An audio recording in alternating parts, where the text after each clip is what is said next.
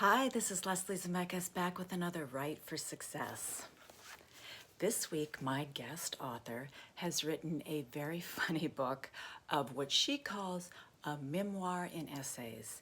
It is entitled I Miss You When I Blink, a title her son came up with. I have it on my Kindle. It is a debut collection, and the author asks, what happens after you check off all the boxes on your successful life's to-do list? And you realize you might need to reinvent the list and yourself. Here are some of the marvelous reviews from Elizabeth Gilbert, Eat, Pray, Love author, about the book. She calls the book Singular Spark. Ann Patchett calls the book relentlessly funny. Kirkus says it is wise. This book is a national bestseller, NPR's favorite book of 2019, Esquire magazine's one of the best books of the year. And that is just some of the accolades. You will like this author and her writing.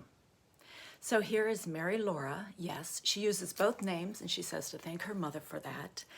Mary Laura Philpott and her tips. I'll be back next week with another special guest. I have so many coming up you're going to love. So keep telling, reading, and passing along those stories, because stories matter. See you next week.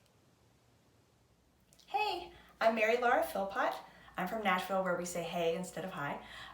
Thank you so much for having me, Leslie. I am happy to be here, happy to talk about writing. It's one of my favorite subjects to talk about, one of my favorite things to do. I think if I were going to distill writing advice down into just 3 tips, they would be giving yourself permission to write big, being bold and experimental when you're editing something back down small, and setting yourself up for success with the right support documentation. And I'll tell you what I mean by all those things. Giving yourself permission to write big. When you are creating whatever it is you write, fiction, nonfiction, story, novel, song, essay, what have you, write big. Put it all in there. Everything you think about that topic, every aspect of that character, everything you remember about that experience, whatever, put it all in there. Let that draft wander all over the place. It's going to look big and bloated and messy, and that's fine because nobody's going to see that draft. That is just for you. Basically what you're doing is you're putting all your ingredients out there. That's tip number 1. Tip number 2, when you are editing that back down into whatever final form it's going to take, and of course you have to because you can't do anything with that big bloated draft, be bold and experimental, and don't be afraid to go, well, what if I took that last scene and I actually made it the first scene? Or what if I took this whole character out? Kind of a guide that I give myself when I'm doing that, because for me that's a hard task, is to stick to 2 things. Find the emotional core of whatever I'm writing.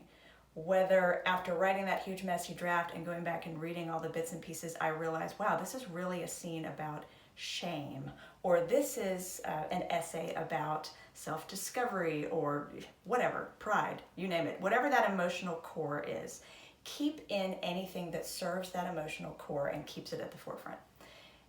Also keep anything that serves the narrative, anything that keeps the narrative drive moving along, the narrative momentum. If it's a wonderful, fabulous paragraph that is hilarious and sparkling like a diamond, but it doesn't serve those 2 things, it has to go.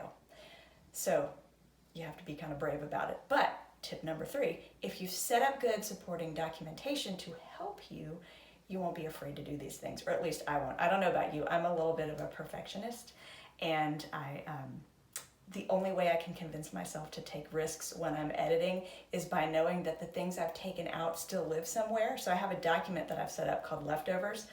Sometimes I call it, I can't remember the other thing I call it, but like leftovers, extras, whatever. This is where you put everything that you took out. So everything you delete goes over there. You don't have to worry that it's gone, that it's lost forever. You might bring it back at some point. You might use it for something else. You might not, but it's there.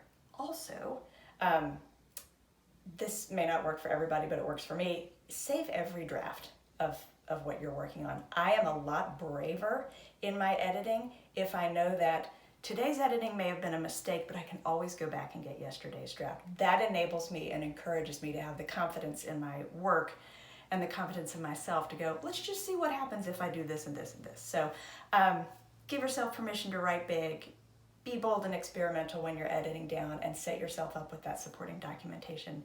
And try to enjoy it. It's hard work, but it's fun. Good luck. Happy writing.